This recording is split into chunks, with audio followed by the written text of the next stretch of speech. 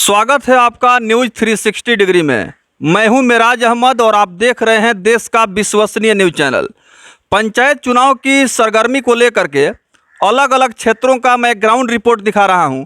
आज मैं जिस क्षेत्र से तस्वीर आपको दिखला रहा हूं, हमारे साथ सेवानिवृत्त शिक्षक जो काफ़ी लंबे समय तक शिक्षा के क्षेत्र में उत्कृष्ट योगदान देने के पश्चात जिला परिषद चुनाव की तैयारी कर रहे हैं। बहुत बहुत स्वागत है सर।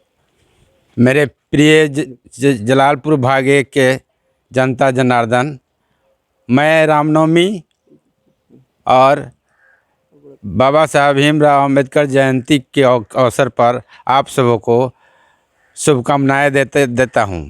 मेरा संदेश है कि आप ढंग से आप सबों से निवेदन है कि आप पूरी तरह से इस पंचायत चुनाव में योग्य प्रतिनिधि को चुनेंगे, यही आपसे मेरी उम्मीद है। तो आप जिला परिषद क्षेत्र संख्या 1 जलालपुर से चुनाव के मैदान में हैं। वह कौन कौन सा पंचायत, कौन कौन सा गांव है जहां आप पहुंच रहे हैं और जनता से चुनाव को लेकर के अपना अपील कर रहे हैं? पंचायत के गांव का नाम बताएं। पंचायत के गांव जैसे रूसी हो गया, गमरिया हो गया, करियाही हो गया, भटकेसरी हो गया और नवादा हुआ, करियाही हुआ, किशुनपुर हुआ, कोठियाँ हुआ, सगड्डी हुआ, बेलकुंडा हुआ। यहाँ इस गांव में अभी गम्हरिया है, गम्हरिया कला है, गम्हरिया खुर्द है, गम्हरिया है, मानपुर है, रामपुर है, हरिहरपुर है, जुड़न छपड़ा है। तमाम क्षेत्रों तक मैं पहुंच रहा हूं और सभी जगह से मुझे बहुत बढ़िया रेस्पॉन्स मिल रहा है। गजेंद्र दास जी, जनता जानना चाहती है, क्योंकि आप समाज के दबे कुचले, शोषित, पीड़ित, वंचित, उपेक्षित, कमजोर तबके के लोगों के उत्थान कल्याण के लिए शुरू से आप प्रयासरत रहे हैं। शिक्षा के क्षेत्र में भी आपने काफ़ी उत्कृष्ट योगदान दिया है और हाल ही में आप सेवानिवृत्त हुए हैं। सेवानिवृत्ति के पश्चात भी आपका कार्यक्रम रुका नहीं है। निरंतर आप अपने दायित्व का निर्वहन पूरे ईमानदारी से करते रहे हैं और रिटायरमेंट के बाद भी आपने शिक्षा के क्षेत्र में कार्य किया है और नियमित रूप से इसमें आप योगदान देते रहे। किस तरह का आपका जो है वर्क रहा रिटायरमेंट के बाद? रिटायरमेंट के बाद जैसा कि आपने कहा, इसी के संदर्भ में मैं प्राथमिक विद्यालय में, मध्य विद्यालय समता पार में अपना योगदान देता रहा। साथ ही नवोदय विद्यालय में बच्चों को प्रवेश कराने के लिए तैयारी कराया और बहुत कुछ ऐसा ही सामाजिक कार्य किया। जहाँ भी लोगों की जरूर आवश्यकता होती है मैं वहाँ पहुँचता हूँ। यही मेरा संदेश होगा और यही मेरा कार्य होगा। तो जनता से जब आप मिल रहे हैं और जिला परिषद के फंड से जो विकास का काम हुआ है गजेंद्र दास जी, आपको क्या अनुभूति हो रही है? कितना बदला है?